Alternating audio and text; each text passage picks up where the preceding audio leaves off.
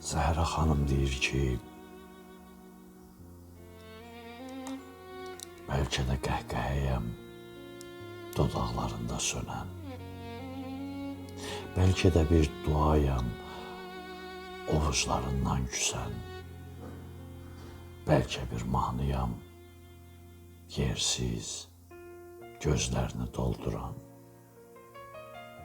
Bəlkə kaşkiyəm, bəlkə xarab ölkəyəm, Fatihine düşmən.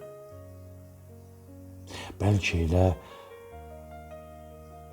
elə bəlkəyəm ömründə bir yeri olmayan